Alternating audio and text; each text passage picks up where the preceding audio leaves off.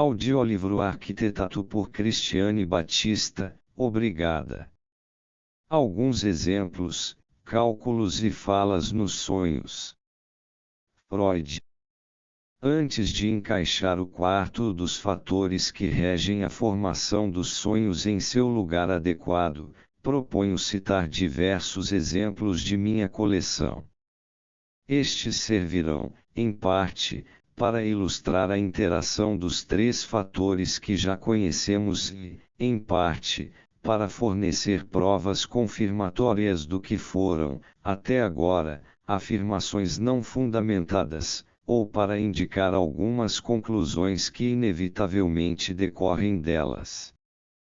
Ao fazer uma exposição do trabalho do sonho, tive uma enorme dificuldade em corroborar minhas descobertas através de exemplos.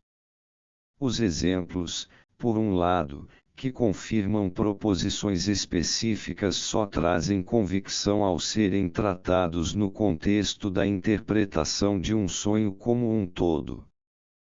Caso sejam desligados de seu contexto, perdem sua virtude, ao passo que, por outro lado, uma interpretação de sonho que penetre mesmo um pouquinho abaixo da superfície e logo se torna tão volumosa que nos faz perder o fio da sequência de ideias que se destinava a ilustrar.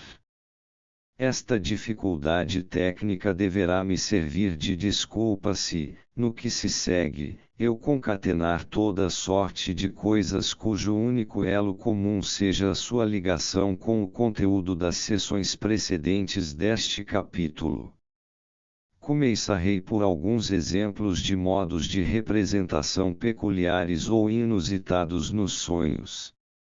Uma senhora teve o seguinte sonho: uma criada estava de pé numa escada, como se estivesse limpando uma janela, e tinha consigo um chimpanzé e um gato gorila. Ela depois corrigiu isto para um gato angorá. A empregada atirou violentamente os animais na sonhadora, o chimpanzé se aconchegou a ela, o que lhe causou grande repulsa. Este sonho atingiu seu propósito mediante um expediente extremamente simples. Tomou uma figura de retórica literalmente e deu uma representação exata de seu enunciado. Macaco, assim como os nomes de animais em geral, é empregado como insulto, e a situação do sonho não significava nada mais, nada menos do que atirar insultos.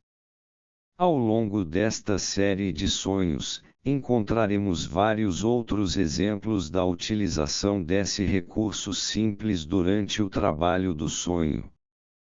Outro sonho adotou um procedimento muito semelhante. Uma mulher tinha um filho com o crânio marcadamente deformado. A sonhadora ouvira dizer que a criança crescerá assim devido à sua posição no útero. O médico disse que o crânio poderia ficar com um formato melhor mediante compressão, mas que isso danificaria o cérebro da criança. Ela refletiu que, como se tratava de um menino, isso lhe causaria menos mal. Esse sonho continha uma representação plástica do conceito abstrato de impressões causadas nas crianças, com o qual a sonhadora deparara no curso das explicações que lhe foram dadas durante o tratamento. O trabalho do sonho adotou um método ligeiramente diferente no seguinte exemplo. O sonho referia-se a uma excursão ao Utah, perto de Graz. O tempo lá fora estava terrível.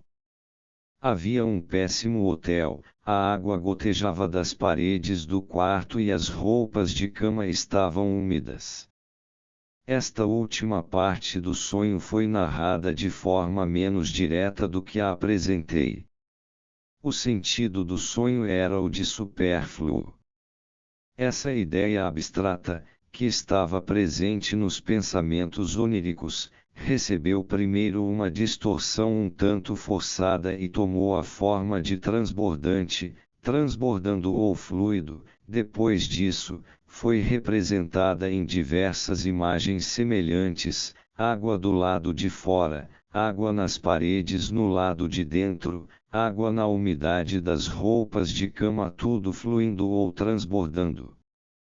Não ficaremos surpresos em constatar que, para fins de representação nos sonhos, a grafia das palavras é muito menos importante do que seu som, especialmente se tivermos em mente que a mesma regra é válida ao se rimarem versos. Rec. 1910, p. 482, registrou com pormenores e analisou de maneira integral o sonho de uma moça, no qual ela descrevia como estava andando pelos campos e cortando ricas espigas de cevada e trigo. Um amigo de sua juventude veio em sua direção, mas ela tentou evitar o encontro com ele. A análise mostrou que o sonho dizia respeito a um beijo respeitoso cozinherem, pronunciado da mesma forma que harem, com o significado literal de beijo em sinal de honra. No sonho, as harem, que tinham de ser cortadas, e não arrancadas, apareciam como espigas de milho, enquanto, condensadas com eren, representavam um grande número de outros pensamentos. Por sua vez, em outros casos, o curso da evolução linguística facilitou muito as coisas para os sonhos, pois a linguagem tem sob seu comando toda uma gama de palavras que originalmente possuíam um significado pictórico e concreto, mas são hoje empregadas num sentido descolorido e abstrato. Tudo o que o sonho precisa fazer é devolver a essas palavras seu significado anterior e pleno, ou recuar um pouco até uma fase anterior de seu desenvolvimento. Um homem sonhou, por exemplo, que seu irmão estava numa questão caixa. No decorrer da interpretação, a questão foi substituída por um armário também utilizado em sentido abstrato para significar barreira, restrição. O pensamento onírico fora no sentido de que seu irmão deveria restringir-se se Sheiranken em vez de o próprio sonhador fazê-lo. Outro homem sonhou que subia até o topo de uma montanha que dominava um panorama extremamente vasto. Nesse caso, ele estava se identificando com um irmão que editava um panorama sobre assuntos do Extremo Oriente. Em Der Grüne Irish relata-se um sonho em que um cavalo fogoso corria por um belo campo de aveia, onde cada grão era uma amêndoa doce, uma passa e uma moeda nova de um penny, tudo embrulhado em seda vermelha e atado com um pedaço de cerda de porco. O autor, ou o sonhador, nos dá uma interpretação imediata dessa imagem onírica. O cavalo estava sentindo uma comichão agradável e exclamava Der Rei fasst mich.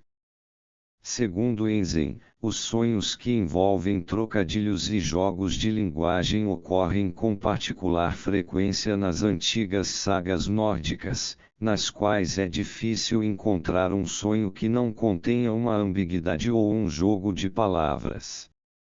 Já seria uma tarefa por si só coligir esses modos de representação e classificá-los de acordo com seus princípios subjacentes.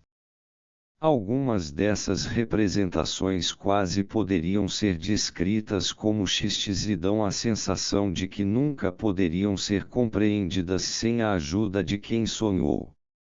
Um homem sonhou que lhe perguntavam pelo nome de alguém, mas que não conseguia lembrar-se dele. Ele próprio explicou que o significado disso era que ele jamais sonharia com uma coisa dessas. 2. Uma paciente contou-me um sonho em que todas as pessoas eram particularmente grandes. Isso significa, prosseguiu ela, que o sonho deve ter a ver com fatos de minha tenra infância, pois naquela época, é claro, todos os adultos me pareciam tremendamente grandes. Ela própria não aparecia no conteúdo desse sonho. O fato de um sonho referir-se à infância pode também ser expresso de outra maneira, a saber, por uma tradução do tempo em espaço. Os personagens e cenas são vistos como se estivessem a uma grande distância, no fim de uma longa estrada, ou como se estivessem sendo olhados pelo lado errado de um par de binóculos. 3. Um homem que, em sua vida profissional, tende a utilizar uma fraseologia abstrata e vaga, embora fosse bastante perspicaz de modo geral, sonhou, certa ocasião, que chegava a uma estação ferroviária no exato momento em que um trem se aproximava. O que aconteceu então foi que a plataforma se moveu em direção ao trem, enquanto este ficava totalmente parado, uma inversão absurda do que realmente acontece. Esse pormenor não passava de uma indicação de que deveríamos esperar encontrar outra inversão no conteúdo do sonho. A análise do sonho fez com que o paciente se recordasse de alguns livros de gravuras nos quais havia ilustrações de homens de cabeça para baixo e andando apoiados nas mãos. 4. Noutra ocasião, o mesmo sonhador me relatou um breve sonho que era quase uma reminiscência da técnica dos rebus. Sonhou que seu tio lhe dava um beijo num automóvel. Ele imediatamente me deu a interpretação, que eu mesmo jamais teria adivinhado: o sonho significava autoerotismo. O conteúdo desse sonho poderia ter sido produzido como um xiste na vida de vigília. 5. Um homem sonhou que estava tirando uma mulher de trás de uma cama. O sentido disso era que ele estava lhe dando preferência. 6. Um homem sonhou que era um oficial sentado à mesa em frente ao imperador. Isso significava que ele estava se colocando em oposição ao pai. 7. Um homem sonhou que estava tratando de alguém que tinha um membro quebrado. A análise demonstrou que o osso quebrado Knochenbruch representava um casamento desfeito e Rebruch, propriamente adultério. 8. Nos sonhos, a hora do dia muitas vezes representa a idade do sonhador em algum período específico de sua infância. Assim, num sonho, 5:15 da manhã significava a idade de 5 anos e 3 meses, o que era importante, visto que essa era a idade do sonhador por ocasião do nascimento de seu irmão mais novo. 9. Eis aqui outro método de representar as idades num sonho. Uma mulher sonhou que estava andando com duas menininhas cujas idades diferiam em 15 meses. Ela não conseguiu se lembrar de nenhuma família de suas relações a quem isso se aplicasse. Ela mesma propôs a interpretação de que as duas crianças representavam ela própria e de que o sonho era um lembrete de que os dois acontecimentos traumáticos de sua infância estavam separados um do outro precisamente por esse intervalo. Um ocorrera quando ela tinha 3 anos e meio e o outro, quando tinha 4 3/4. 10. Não é de surpreender que uma pessoa em tratamento psicanalítico muitas vezes sonhe com ele e seja levada a dar expressão, em seus sonhos, às numerosas ideias e expectativas que o tratamento suscita. A imagem com mais frequência escolhida para representá-lo é a de uma viagem, geralmente de automóvel, por ser este um veículo moderno e complicado. A velocidade do carro é então utilizada pelo paciente como uma oportunidade para dar vazão a comentários irônicos. Se o inconsciente, como elemento dos pensamentos de vigília do sujeito, tiver de ser representado num sonho, poderá ser substituído com muita propriedade por regiões subterrâneas. Estas, quando ocorrem sem qualquer referência ao tratamento analítico, representam o corpo feminino ou o útero. Embaixo, nos sonhos, muitas vezes se relaciona com os órgãos genitais, em cima, ao contrário, relaciona-se com o rosto, a boca ou o seio. Os animais selvagens são empregados pelo trabalho do sonho, em geral, para representar os impulsos arrebatados de que o sonhador tem medo, quer sejam os seus próprios, quer os de outras pessoas. Torna-se então necessário apenas um ligeiro deslocamento para que os animais selvagens passem a representar as pessoas possuídas por essas paixões.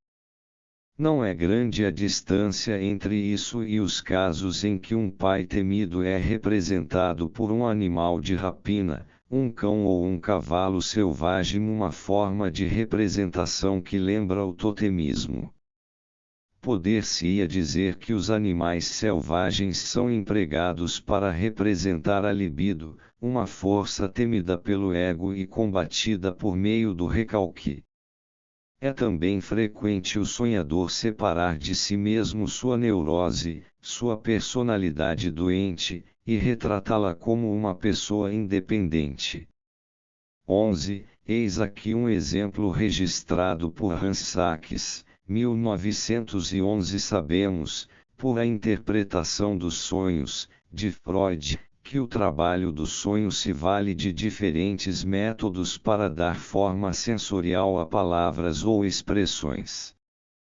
Se, por exemplo, a expressão a ser representada é ambígua, o trabalho do sonho pode explorar esse fato utilizando a ambiguidade como um ponto de desvio, quando um dos sentidos da palavra está presente nos pensamentos oníricos, o outro pode ser introduzido no sonho manifesto.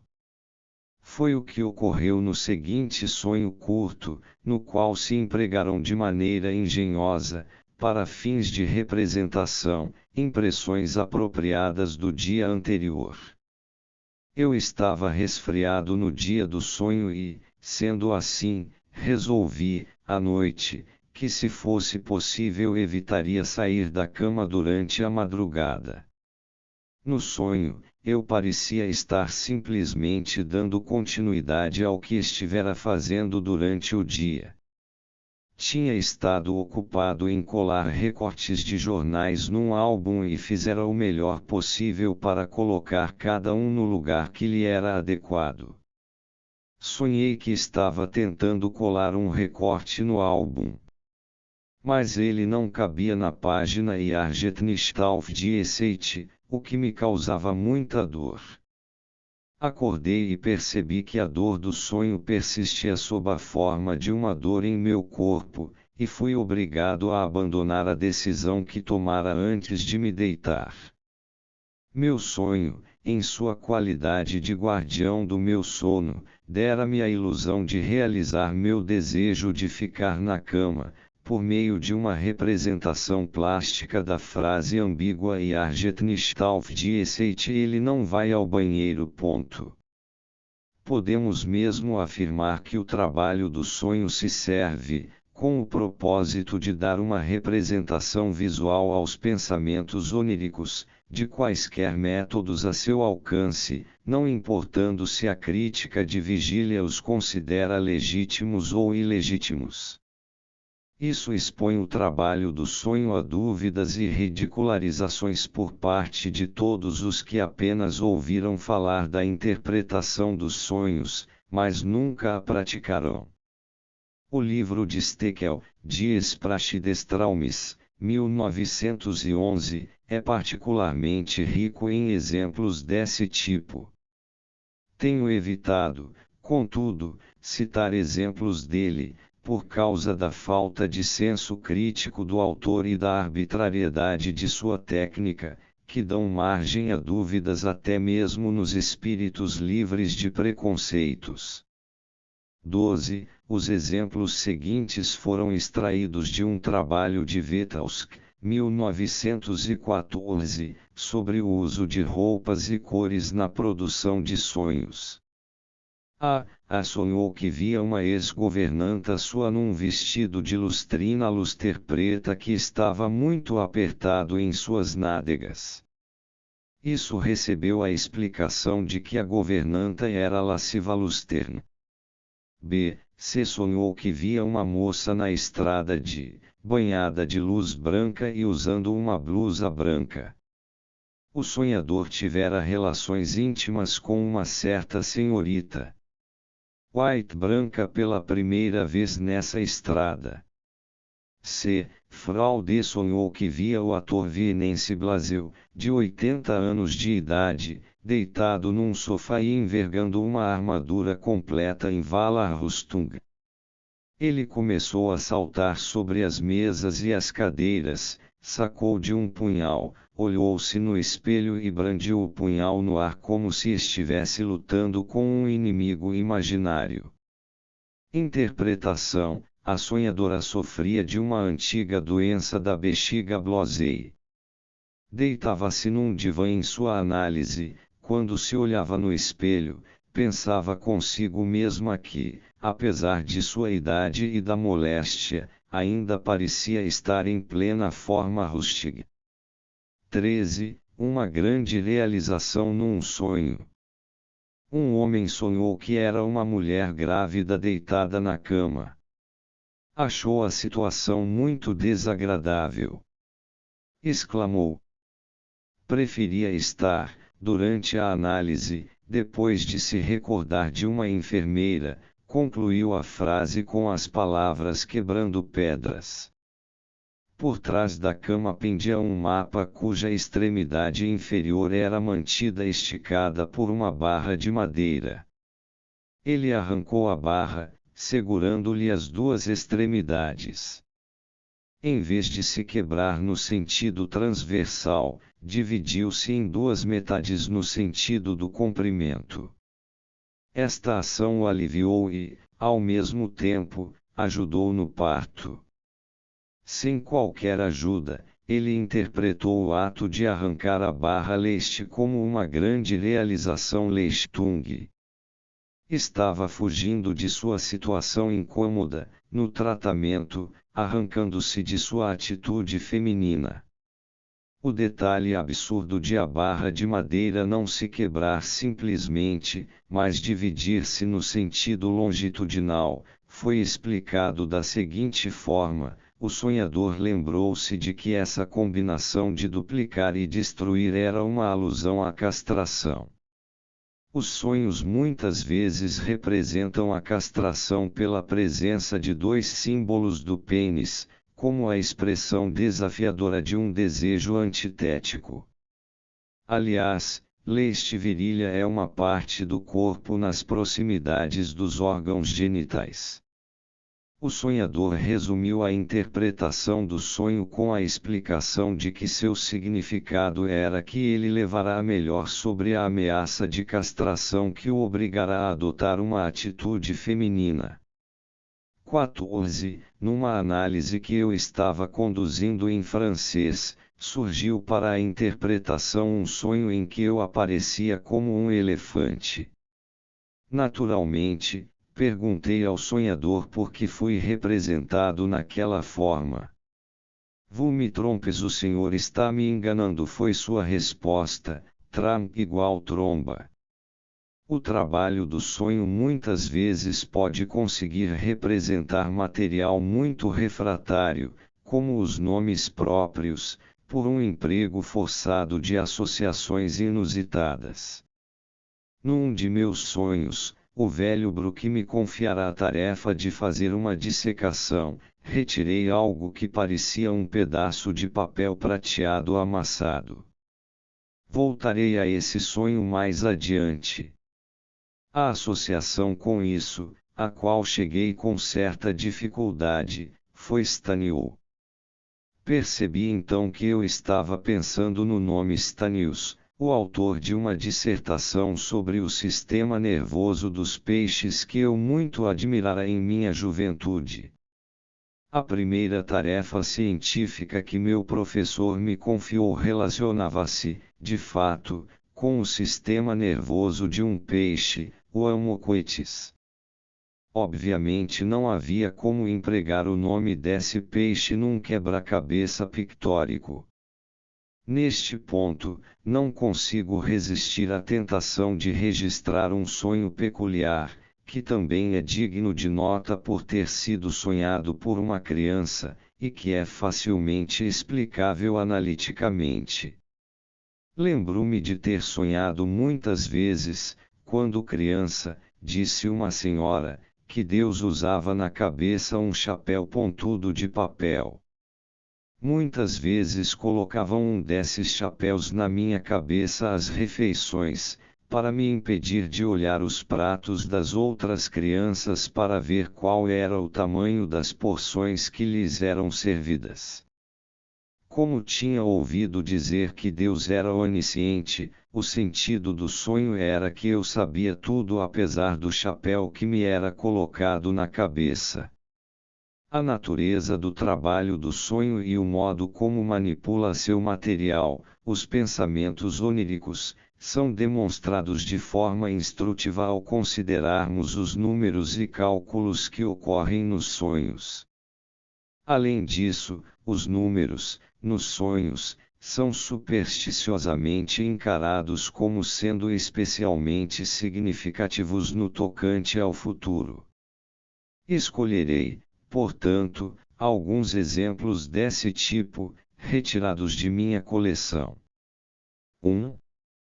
Extrato de um sonho apresentado por uma senhora pouco antes do término de seu tratamento. Ela ia pagar alguma coisa. Sua filha tirou 3 florins e 65 kreutzers de sua bolsa, da mãe. A sonhadora lhe disse: "O que você está fazendo? Custa apenas 21 kreutzers." Devido a meu conhecimento da situação da sonhadora, esse fragmento de sonho me foi inteligível sem qualquer outra explicação de sua parte. Essa sonhadora viera do exterior e sua filha estava na escola em Viena. Ela poderia prosseguir em seu tratamento comigo desde que a filha permanecesse em Viena. O ano letivo da menina terminaria em 3 semanas, e isso significava também o término do tratamento da senhora. No dia anterior ao sonho, a diretora lhe perguntara se ela não consideraria deixar a filha na escola por mais um ano. Dessa sugestão, ela passara evidentemente a refletir que, nesse caso, também poderia continuar seu tratamento. Era a isso que o sonho se referia. Um ano equivale a 365 dias. As 3 semanas que restavam, tanto do ano letivo como do tratamento, equivaliam a 21 dias, embora as horas de tratamento fossem inferiores a isso. Os números, que nos pensamentos oníricos se referiam a espaços de tempo, estavam ligados, no sonho em si, às sumas em dinheiro, não que não houvesse um sentido mais profundo em questão, pois tempo é dinheiro. 365 kreutzers equivalem apenas a 3 florins e 65 kreutzers, e a insignificância das quantias que apareciam no sonho era, obviamente, o resultado da realização de desejo. O desejo da sonhadora reduziu o custo tanto do tratamento quanto das anuidades escolares. 2. Os números que apareceram num outro sonho envolviam circunstâncias mais complicadas. Uma senhora que, embora ainda jovem, era casada havia muitos anos, recebeu a notícia de que uma conhecida sua, Elise L., que era quase exatamente sua contemporânea, acabara de ficar noiva. Teve então o seguinte sonho. Ela estava no teatro com o marido. Um setor das poltronas da plateia estava inteiramente vazio. O marido lhe disse que Elise L. e seu noivo também queriam ir, mas só haviam conseguido lugares ruins 3 por 1,50 kreuzers e, naturalmente, não puderam aceitá-los. Ela pensou que na verdade não teria havido mal algum se eles tivessem feito isso. Qual seria a origem do 1,50 kreuzers? Ela estava em algo que, na realidade, fora um acontecimento irrelevante da véspera. Sua cunhada recebera de presente do marido 150 florins, e se apressara a livrar-se deles comprando uma joia. Convém notar que 150 florins são 100 vezes mais do que 1,50 kreuzers. De onde teria vindo o 3, que era o número das entradas de teatro? A única ligação aqui era que sua amiga, que acabara de ficar noiva, era o mesmo número de meses 3 mais nova que ela. Chegou-se à solução do sonho com a descoberta do significado das poltronas vazias. Elas eram uma alusão inalterada a um pequeno incidente que dera a seu marido uma boa oportunidade para caçoar dela.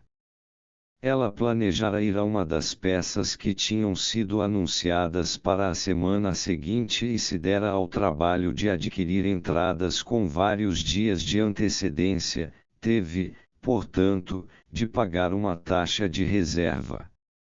Ao chegarem ao teatro, eles verificaram que um lado da casa estava quase vazio. Não havia nenhuma necessidade de que ela se apressasse tanto. Permitam-me agora pôr os pensamentos oníricos em lugar do sonho. Foi um absurdo casar tão cedo. Não havia nenhuma necessidade de eu me apressar tanto. Pelo exemplo de Elise L., vejo que eu teria arranjado um marido no final. Na verdade, teria conseguido um 100 vezes melhor, um tesouro, se pelo menos tivesse esperado, em antítese à pressa da cunhada. Meu dinheiro, ou dote, poderia ter comprado 3 homens tão bons quanto este. Pode-se observar que o sentido e o contexto dos números foram alterados em escala muito maior neste sonho do que no anterior. Os processos de modificação e distorção foram mais longe aqui. Isto deve ser explicado pelo fato de os pensamentos oníricos terem de superar neste caso um grau particularmente elevado de resistência endopsíquica para poderem ser representados. Tampouco devemos desprezar o fato de que houve um elemento de absurdo no sonho, a saber, de 3 lugares serem tomados por 2 pessoas. Vou me adiantar à minha discussão sobre o absurdo nos sonhos, assinalando que esse detalhe absurdo no conteúdo do sonho tinha o objetivo de representar o pensamento onírico que recebera maior ênfase, a saber, foi um absurdo casar tão cedo. O absurdo que tinha de encontrar um lugar no sonho foi engenhosamente suprido pelo número 3, que derivava, ele próprio, de um ponto de distinção inteiramente sem importância entre as 2 pessoas que estavam sendo comparadas, a diferença de 3 meses entre a idade delas.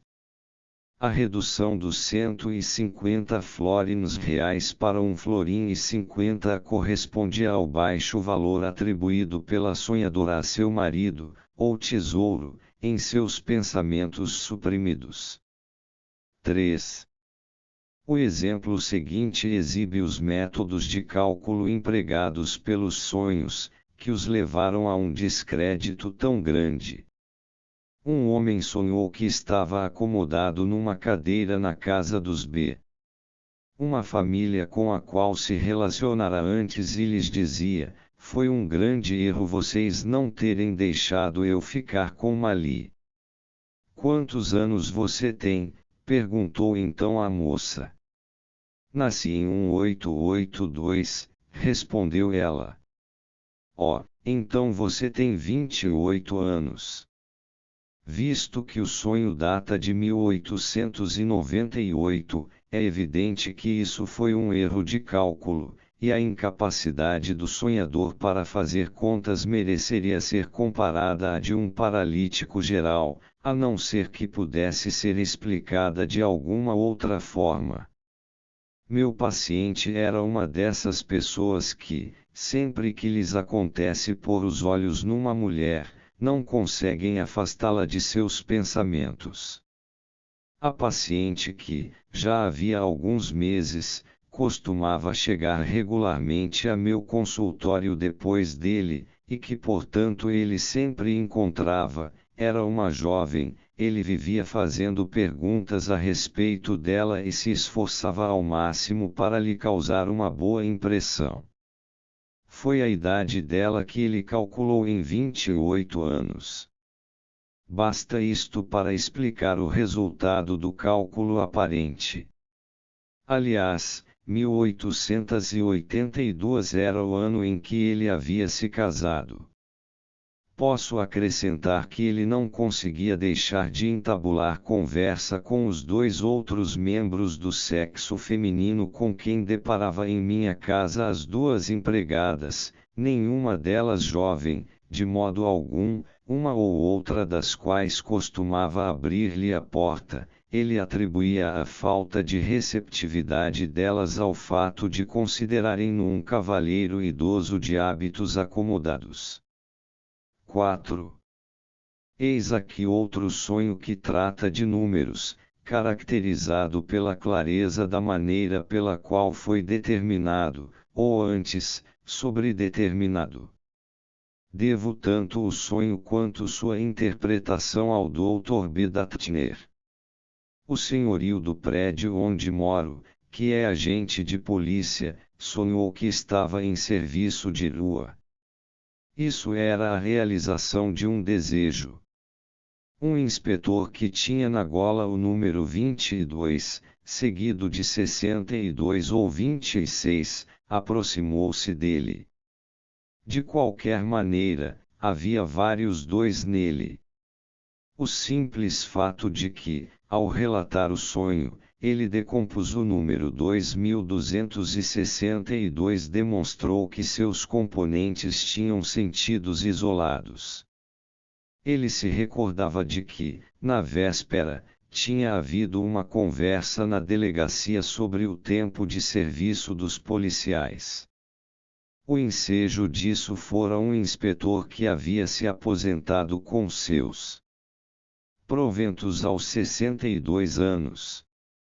O sonhador tinha apenas 22 anos de serviço e faltavam 2 anos e 2 meses para que tivesse direito a uma pensão de 90%. O sonho representava, em primeiro lugar, a realização de um desejo há muito acalentado pelo sonhador, o de chegar ao posto de inspetor. O oficial superior com o 2262 na gola era ele próprio. Estava em serviço de rua, outro de seus desejos favoritos, servir a seus 2 anos e 2 meses restantes, e agora, tal como o inspetor de 62 anos de idade, podia aposentar-se com a pensão integral. Ao tomarmos em conjunto estes e alguns exemplos que darei mais adiante, podemos dizer com segurança que o trabalho do sonho, na verdade, não efetua cálculo algum, quer correta, quer incorretamente, ele simplesmente coloca sob a forma de cálculo números que se acham presentes nos pensamentos oníricos e podem servir de alusões a um material que não pode ser representado de nenhuma outra maneira. Nesse aspecto, o trabalho do sonho trata os números como um meio para a expressão de seu propósito, precisamente da mesma forma que trata qualquer outra representação, inclusive os nomes próprios e as falas que ocorrem reconhecivelmente como representações verbais. É que o trabalho do sonho não pode realmente criar falas. Por mais que figurem nos sonhos falas e conversas, sejam elas racionais ou irracionais, a análise invariavelmente prova que tudo o que o sonho fez foi extrair dos pensamentos oníricos fragmentos de falas realmente pronunciadas ou ouvidas. Ele trata esses fragmentos de maneira extremamente arbitrária.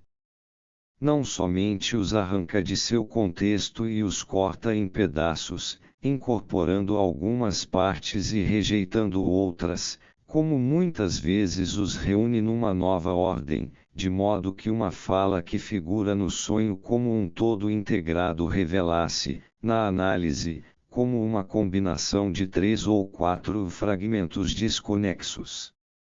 Ao produzir essa nova versão, o sonho com frequência abandona o sentido que as palavras possuíam originalmente nos pensamentos oníricos e lhes dá um novo sentido. Se examinarmos detidamente uma fala que ocorra num sonho, verificaremos que ela consiste, por um lado, em partes relativamente claras e compactas e, por outro, em partes que servem de material de ligação e que, provavelmente, foram inseridas num estágio posterior, do mesmo modo que, na leitura, inserimos quaisquer letras ou sílabas que possam ter sido acidentalmente omitidas. Assim, as falas nos sonhos têm uma estrutura similar à da brecha, na qual blocos razoavelmente grandes de vários tipos de rocha são consolidados por uma massa de ligação. Rigorosamente falando, essa descrição aplica-se apenas às falas nos sonhos que possuem algo da qualidade sensorial da vocalização, e que são descritas pela própria pessoa que sonha como falas. Outros tipos de fala, que não são, por assim dizer, sentidas pelo sonhador como tendo sido ouvidas ou pronunciadas, isto é, que não têm nenhum acompanhamento acústico ou motor no sonho, são meramente pensamentos como os que ocorrem em nossa atividade de pensamento da vigília, e são muitas vezes transportados sem modificação para nossos sonhos.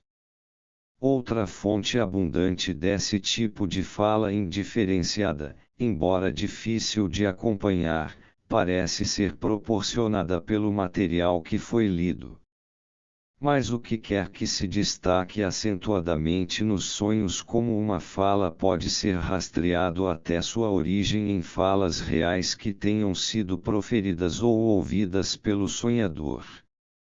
Alguns exemplos indicando que as falas nos sonhos têm essa origem já foram fornecidos por mim durante a análise de sonhos que citei para fins inteiramente diversos.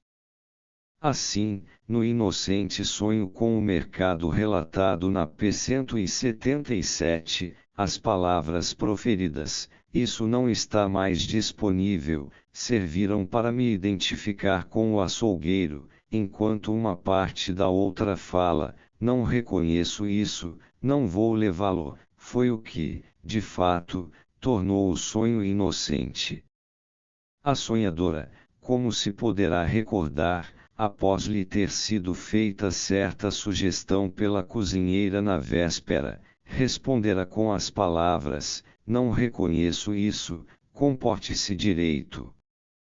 A primeira parte dessa fala, que parecia inocente, foi transportada para o sonho à guisa de alusão à sua segunda parte, que se ajustava esplendidamente à fantasia subjacente ao sonho, mas que, ao mesmo tempo, a teria traído. Eis aqui outro exemplo que pode servir por muitos, todos conducentes à mesma conclusão. O sonhador se encontrava num grande pátio onde alguns cadáveres estavam sendo queimados. "Vou embora", disse ele, "não suporto ver isso". Isso não era claramente uma fala. Encontrou-se então com os 2 aprendizes de açougueiro. E então, perguntou, "Estava gostoso?". "Não", respondeu um deles, "nem um pouquinho, como se tivesse sido carne humana".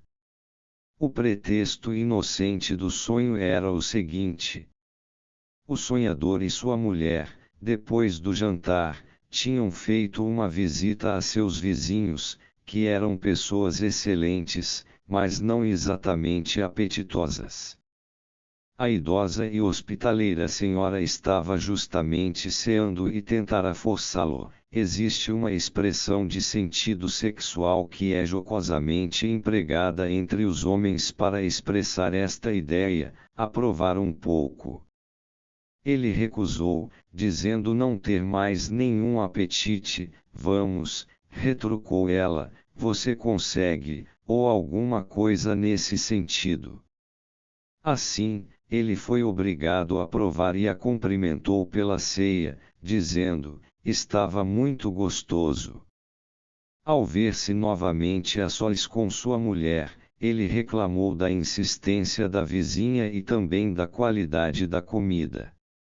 O pensamento não suporto ver isso, que também no sonho não chegou a emergir como uma fala em sentido estrito, era uma alusão aos encantos físicos da senhora de quem partira o convite, e deve ser entendido como uma afirmação de que ele não tinha nenhum desejo de olhá-los. Outro sonho pode oferecer mais esclarecimentos a este respeito, eu o relatarei aqui por causa da fala muito clara que formou seu ponto central, embora tenha de adiar sua explicação integral para depois de minha discussão dos afetos nos sonhos. Tive um sonho muito claro. Eu fora ao laboratório de Brooke à noite e, em resposta a uma leve batida na porta, eu a abri para o falecido professor Fleischmann, que entrou com diversos estranhos e, após trocar algumas palavras, sentou-se à sua mesa. A seguir veio um segundo sonho. Meu amigo Folha tinha vindo discretamente a Viena em julho.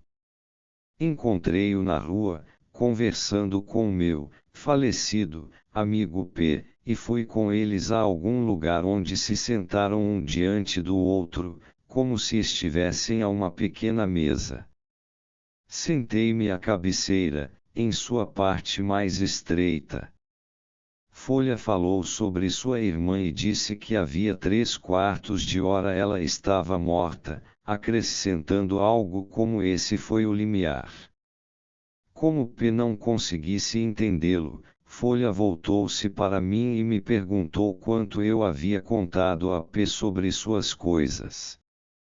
Diante disso, dominado por estranhas emoções, tentei explicar à Folha que P não podia entender coisa alguma, é claro, porque não estava vivo. Mas o que realmente disse e eu próprio notei o erro foi non vigita. Dirigi então a P um olhar penetrante. Ante meu olhar fixo, ele empalideceu, e sua forma tornou-se indistinta e seus olhos adquiriram um tom azul doentio e por fim, ele se dissolveu. Fiquei muito satisfeito com isso e compreendi então que Ernst Fleischmann também não passara de uma aparição, um revenant fantasma literalmente, aquele que retorna, e me pareceu perfeitamente possível que pessoas assim só existissem enquanto se quisesse, e que pudessem ser descartadas se outra pessoa o desejasse. Esse belo espécime reúne muitas das características dos sonhos, o fato de eu ter exercido minhas faculdades críticas durante o sono e de eu próprio haver notado meu erro quando disse non vigit, em vez de non vivit, isto é, ele não viveu, em vez de ele não estava vivo, minha maneira despreocupada de lidar com pessoas que estavam mortas e eram reconhecidas como mortas no próprio sonho, o absurdo de minha inferência final e a grande satisfação que me proporcionou. De fato, esse sonho exibe tantas dessas características intrigantes que eu daria muito para poder fornecer a solução completa de seus enigmas. Na verdade, porém, sou incapaz de fazê-lo, ou seja, de fazer o que fiz no sonho, de sacrificar a minha ambição pessoas a quem dou um imenso valor. Qualquer escamoteamento, contudo, destruiria o que sei muito bem ser o sentido do sonho, por isso me contentarei, tanto aqui como num contexto posterior, em selecionar apenas alguns de seus elementos para a interpretação. A característica central do sonho era uma cena em que eu aniquilava P com um olhar. Seus olhos mudavam para um azul estranho e sinistro e ele se dissolvia. Essa cena claramente foi copiada de outra que eu realmente vivenciara. Na ocasião que tenho em mente, eu era instrutor no Instituto de Fisiologia e tinha de começar a trabalhar de manhã cedo. Chegou aos ouvidos de Brooke que, às vezes, eu chegava tarde ao laboratório dos alunos. Certa manhã, ele apareceu pontualmente na hora em que o laboratório abria e aguardou minha chegada. Suas palavras foram breves e incisivas. Mas o importante não foram as palavras. O que me desarmou foram os terríveis olhos azuis com que me fitou e que me reduziram a zero, exatamente como aconteceu com P no sonho, onde, para meu alívio, os papéis se inverterão. Ninguém que possa lembrar-se dos olhos desse grande homem, que preservaram sua beleza marcante mesmo na velhice, e que algum dia o tenha visto enfurecido, achará difícil imaginar as emoções do jovem pecador. Muito tempo se passou, entretanto, antes que eu conseguisse descobrir a origem do non-vishit com que proferi minha sentença no sonho. Finalmente, porém, ocorreu-me que essas duas palavras tinham alto grau de clareza no sonho, não como palavras ouvidas ou faladas, mas como palavras vistas. Então percebi imediatamente de onde tinham saído. No pedestal do monumento ao imperador José, no Hofburg, em Viena, acham-se inscritas estas palavras expressivas. Salute Patriae Vishit non Deus sed totus. Extraí dessa inscrição apenas o bastante para que se encaixasse numa cadeia de ideias hostil que se encontrava entre os pensamentos oníricos, apenas o suficiente para dar a entender que esse sujeito não tem nada que dar opinião no assunto, ele nem sequer está vivo.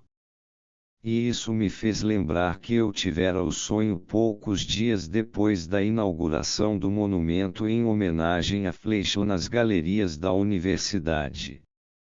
Nessa época, eu tornara a ver o monumento a Brooke e devo ter refletido, inconscientemente, com pesar sobre o fato de que a morte prematura de meu brilhante amigo P., cuja vida inteira fora devotada à ciência, furtara-lhe o merecido direito a um monumento naquele mesmo recinto.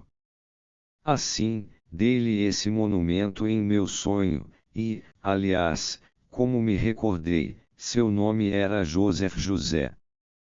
Pelas regras da interpretação dos sonhos, nem assim eu tinha direito a passar do non-vishit derivado de minha recordação do monumento ao imperador José ao non-vivit exigido pelo sentido dos pensamentos oníricos.